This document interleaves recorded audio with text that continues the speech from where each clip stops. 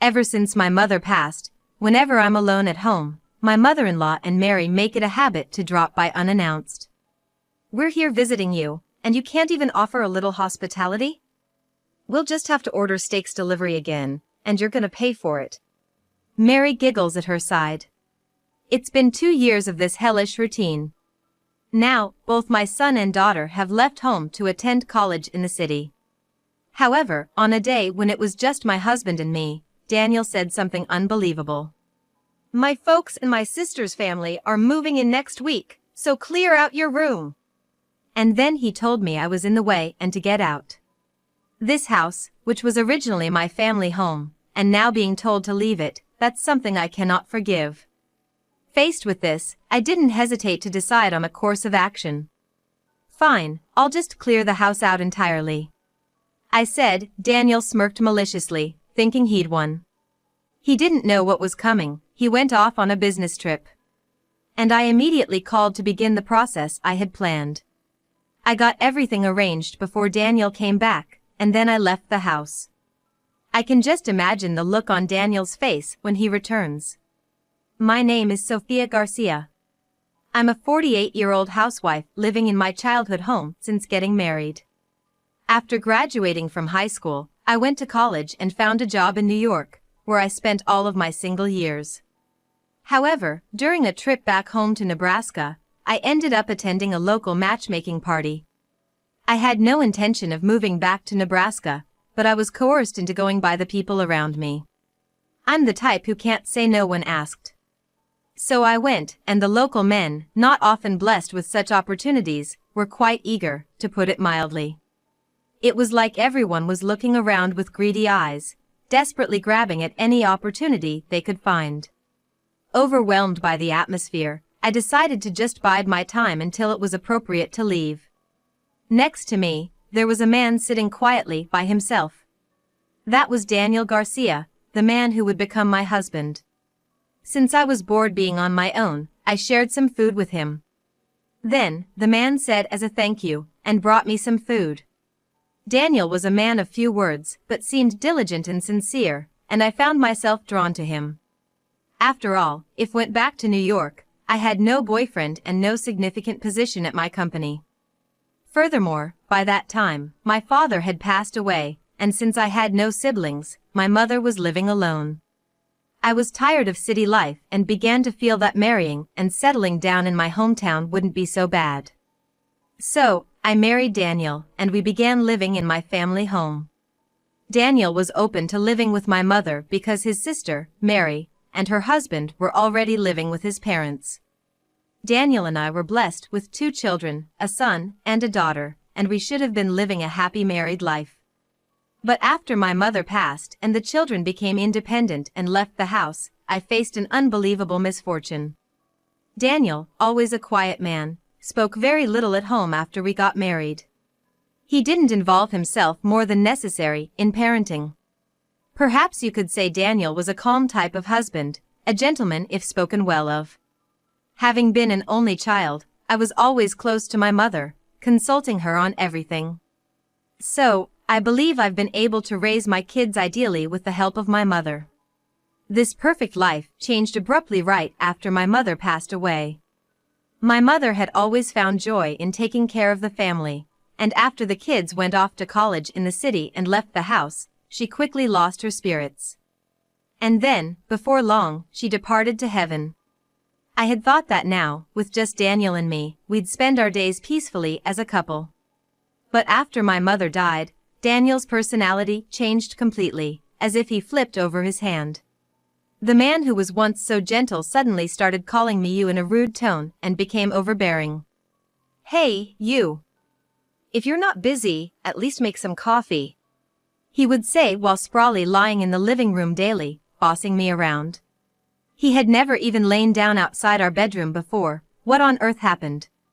Maybe he had been tiptoeing around my mother, his mother-in-law, all this time.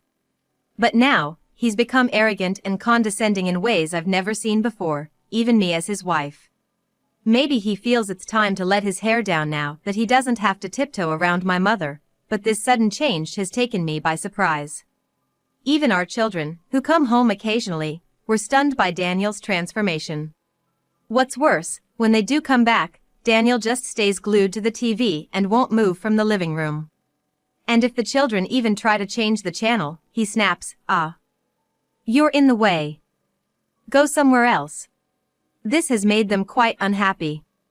It seems they're uncomfortable being around their father Daniel, who is now so boldly asserting his presence in a home where they were originally nurtured by me and my mother. Consequently, our children who used to come back for every long weekend now only return for certain holidays. No matter that the in-laws are gone, this attitude is too much. I couldn't take it anymore and decided to casually remark Daniel. "Hey, dear. You seem different lately, what's up with that?" "Different? What do you mean? Maybe since my mother passed? You used to be so gentle, but now you seem quick to anger." When I said that, Daniel's eyes narrowed and he answered with a voice that had an edge to it. "What are you talking about? I've been tiptoeing around your mother all this time. But now that she's gone, I'm the one who calls the shots in this house. If there's something I don't like, it's only natural that I get angry." I had never seen Daniel so intimidating before, and I recoiled in fear. It seems that all the care he took around my mother had been a source of stress for him. However, I never in my wildest dreams thought that Daniel would change so drastically. Ever since, I've had to tread carefully around Daniel, as if to handle him with kid gloves. The misfortunes that have befallen me since my mother passed away don't stop there. I work part-time until 3 p.m. and then return home to do the housework, which has become my daily routine. When my mother was alive, we would enjoy our tea time together at this hour. Now, it's become a completely dreary time. When I get home, my mother-in-law and Mary are waiting at the entrance. "Oh, Sophia, you're quite late. We've been waiting out here in the cold for 40 minutes, that's right. We heard you finish work at 3 p.m., so we came to match that time. Why are you so late?" "Yeah, Sophia. We heard you get off work at 3 p.m., so we timed our visit to match that. Why are you so late?" Indeed, these two have learned that my part-time job ends at 3 p.m., and they've taken to showing up at our house at this time every day. In their home, my in-laws live with Mary and her husband. Mary has taken her husband's surname, Williams, and like us, she has had her husband move into her parental home. They don't have children, and Mary, who hasn't worked for a long time, is always clinging to my mother-in-law. I used to think my mother-in-law and Mary were kind people when my mother was alive. But just like Daniel, these two started to speak very frankly to me as soon as my mother passed away. Sorry about that. I was doing some shopping on the way back. Thinking of the complaints I would hear later if I showed any displeasure to these two, I can only obey meekly. And so, I always end up letting them into the house. Once inside, I need to change my clothes and put away the groceries I've bought. But before I can even do that, my mother-in-law starts to nag. "We've come all this way to visit and you don't even offer us a drink? We have no choice but to order steaks delivery again, so you'll pay for it." Mary laughs alongside her. Even though it's nearly 4 p.m., they decide to order delivery food from a restaurant at such a late hour.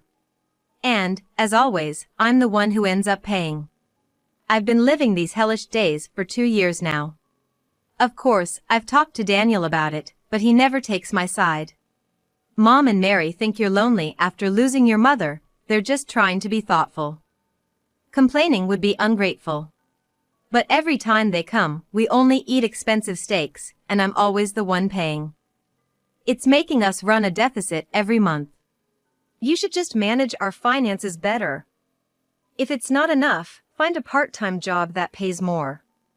Besides, you took great care of your own parents but seem cold to my family, don't you think?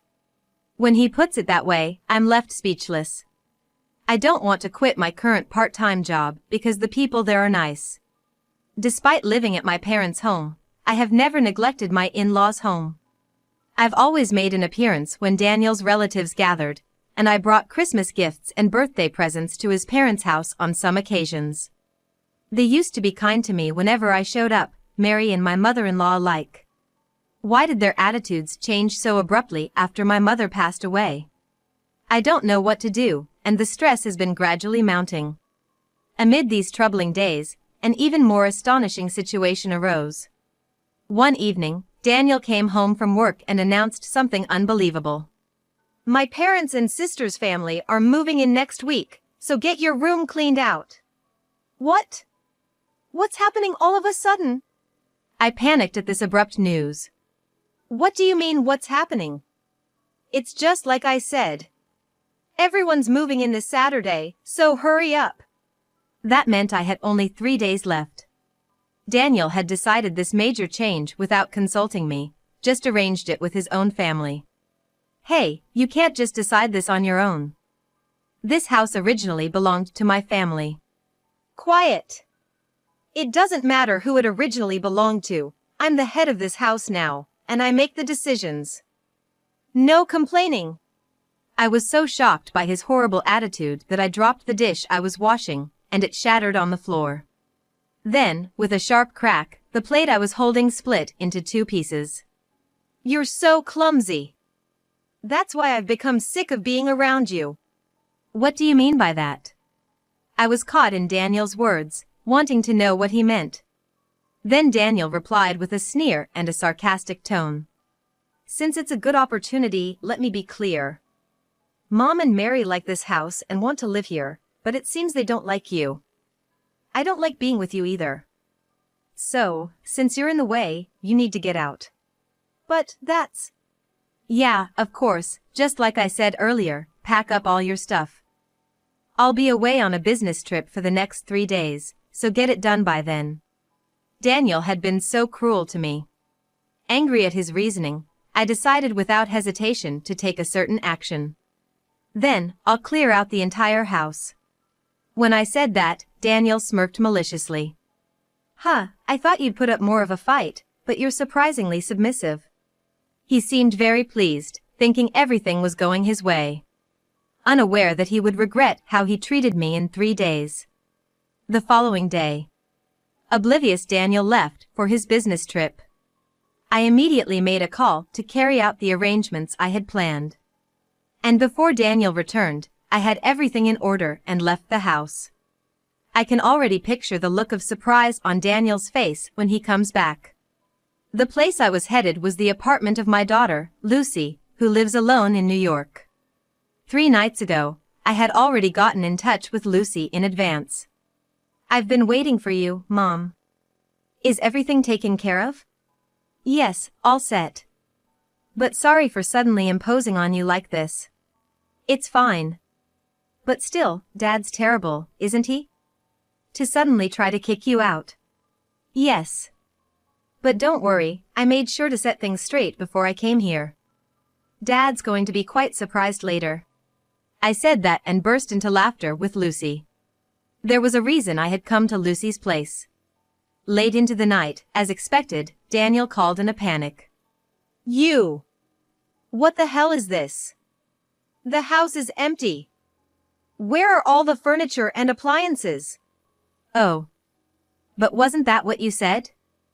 To pack up all my things. I said to pack up everything in your room, not everything in the house. Indeed, Daniel had initially said, pack up your room. But after telling me to leave, he said, pack up all your stuff. You wanted me to leave, right? So, I got rid of all my furniture and appliances that I inherited from my mother. Now, your family can move in without any worries, right? Yes, the actions I had taken over these 3 days started with having all the furniture and appliances I used picked up by a recycling company. Then, I contacted movers to transport the belongings that belonged to the kids and the things I would still use to Lucy's apartment. I felt bad for the inconvenience to Lucy, but she was eager to get back at Daniel and agreed to help. After a while, Daniel, sounding a bit troubled, started to speak. Actually, the whole thing about my parents' and sister's family moving in was a lie. Mom and Mary, they both might be getting divorced. Oh, really? So, they're planning to run away to your place, huh? I retorted as if I had known all along. What? You're not surprised? They both might be getting divorced, you know? Well, I knew that already. Huh? Daniel sounded baffled. I had made sure to contact my father-in-law and Mary's husband, Anthony, over these 3 days. So, I was fully aware of the whole situation with the in-laws. Actually, Anthony is from New York, and he had been interested in a local revitalization matchmaking event held in our area, so he participated on a whim. There, he was liked by Mary, who approached him aggressively, and even her mother persuaded him persistently until he agreed to marry her. Then, at the request of Mary and my mother-in-law, he ended up moving into the in-laws' house. After getting married, the mother-in-law, who was biased towards Mary, let her do whatever she wanted, and it seems Anthony had a hard time because of their capricious behavior. Moreover, Mary stopped cooking once she started coming to my place in the evenings. Well, it makes sense since they ate so many steaks every evening, so of course they didn't cook. This had been going on for 2 years, so my father-in-law got furious and told Mary and his wife to get out. I felt relieved when Anthony told me about it. And then Daniel, hearing that his mother and Mary were about to be kicked out, decided to let them move into our house. They would be bringing just the bare minimum of their belongings, so they would be in trouble without furniture or appliances. By the way, when Daniel said he was going on a business trip, he was actually going to plead with his father to forgive the 2 women. But since his father wouldn't agree, he had no choice but to help them pack up their things. When I told Daniel everything I heard from Anthony, I could faintly hear someone say, "Well, what a calculating wife." From his end, it seemed his mother was eavesdropping. "Sophia, what are you going to do about this? We can't live like this with nothing here." "Yeah. And to think you even talked to my husband behind my back, how terrible of you." There was Mary as well. "Oh. You all seem to be in quite a bind. By the way, I also asked Anthony if he could forgive you too. He said if you spend a night to cool off and reflect, you can come back home tomorrow morning." "Really?" Mary and her mother, perhaps delighted, were making a racket with excitement. "Sophia, I take back what I said earlier. Turns out, you do have your good points, don't you?" Daniel said, sounding disappointed even though he had brought the 2 women home. "Well, it's good for the 2 of them, but what about me? Can't you at least bring back the appliances? Oh, by the way, while I was at it, I arranged to sell the house, so please move out soon, okay?" "Hey!" Daniel's voice rose, almost as if he couldn't believe what I said. "I'm your husband. How could you do this to me?" "Oh? But weren't you the one trying to kick me out? That in itself is quite the harsh treatment." Daniel fell silent, with nothing to say in return. I pressed further. "Oh, and by the way, your stuff is all still in the house, isn't it? That small desk you use as a study. Check the drawer. I've sorted out the necessary application, so just submit it properly, okay?" I could hear Daniel's footsteps as he hurried to the back room where the desk was. Opening the drawer, he muttered. This is a divorce form?" "Yes, that's right. Once you've filed, I'll proceed it through the third party. Don't joke with me. Why should we have to get a divorce?" "Well, you wanted me out, didn't you? That's the same as a divorce, isn't it?" Daniel probably never imagined that the seeds he sowed would be reaped in such a way. I thought he had gone silent, but then I heard him sobbing. Then, in a voice laced with sobs, he began to plead desperately. "Please, I'm begging you. I was wrong. I'll take care of you from now on. Can you please reconsider? I'm begging you, believe me." Daniel was saying this, but I couldn't forgive his misdeeds of caring only for his family and trying to drive me out. It was fine for him to take in his mother-in-law and Mary, but he should have consulted me first. How could I trust a husband who, after neglecting me, decided to take in his mother and sister and kick out his wife? So no matter how much he apologized now, my decision wouldn't change. And the next morning. This time, I received a phone call from Mary. "You liar, Sophia. When I got home, Dad and Anthony were gone, and on top of that, the house was already sold." Mary sounded very angry. But I remained calm and unfazed. I didn't lie at all. I did say you could come back, but I never said that your father-in-law or brother-in-law would be waiting at home for you. Over the phone, Mary and her mother were saying to each other, "Damn it. We've been deceived." Then, noticing an unmarked envelope in the mailbox, my mother-in-law opened it and let out a loud "oh." Inside was a letter from my father-in-law addressed to his wife and Mary, and the content of the letter was that both of their husbands wanted a divorce. I had already been informed about the contents of that letter by my father-in-law. My father-in-law had long run out of patience with my mother-in-law, who lacked honesty and was always selfish. So, it seems he had been considering moving into a senior living facility by himself for quite some time. This incident had made him resolve to go through with it, and he said he was going to sell the house. Anthony, too, seems to be planning to divorce Mary, who has been spoiled rotten by her mother, and return to his parents' home in New York. Sophia! You have to do something. We'll have nowhere to live if things stay like this. I don't see how this concerns me. Why don't you go to Anthony's place and ask for forgiveness? I suggested, but it seemed Mary was too proud to admit her fault. She stayed silent and began to sob. Next to her, her mother was comforting her, saying, "Poor thing." And then, grabbing the phone from Mary, she shouted as loudly as she could, "You wicked wife! Inhuman!" I was startled by the scream, but it seemed like nothing more than sour grapes. I maintained my composure and delivered my final words. "All right, I understand. Take care and best wishes. Goodbye." I heard a "wait a minute" from the other end, but I hung up without concern. I was done being bothered by the likes of them. After all, it was their own selfish behavior that brought about this misfortune, and they treated me as the villain to the very end. Soon, I will be divorcing Daniel, making these two practically strangers. Once that happens, I likely won't have to deal with them ever again.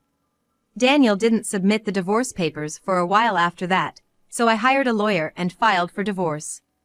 As a result of the court proceedings, I was finally able to get a formal divorce from Daniel. Daniel demanded half the proceeds from the sale of the house as part of the property division, but the judge ruled it was not marital property, and his claim was denied. How can that be? I have nowhere to live. How am I supposed to survive from here on out? Daniel, enraged by the outcome of the trial, started to yell at me, but he was stopped by the judge.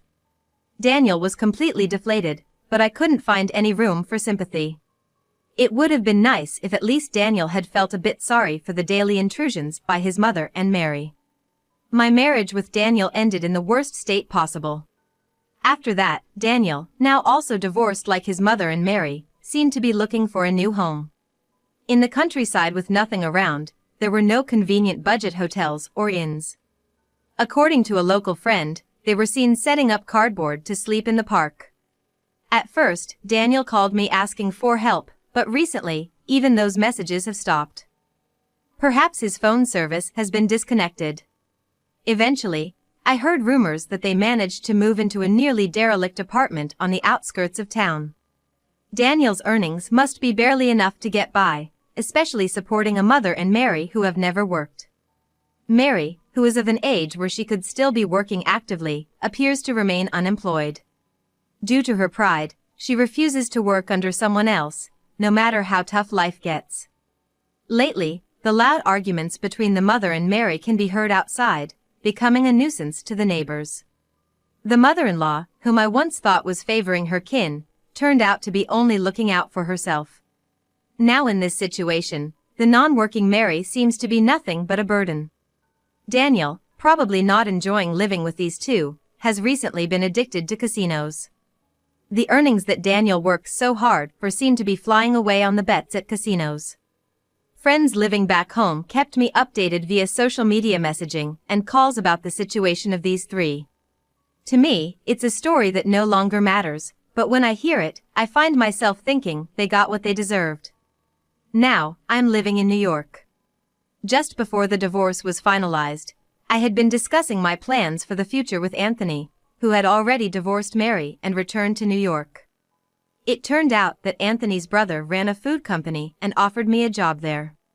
For a while, I stayed with Lucy, but Anthony helped me look for my own place. Thanks to him, I now live alone in a small apartment. I've been completely indebted to Anthony for everything, and I can't thank him enough. Anthony, who has gone through tough times similar to mine, and I find a lot in common to talk about.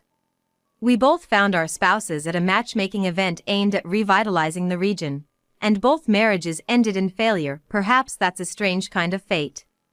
That matchmaking event hasn't been held for decades now. Despite everything, I still care about my hometown.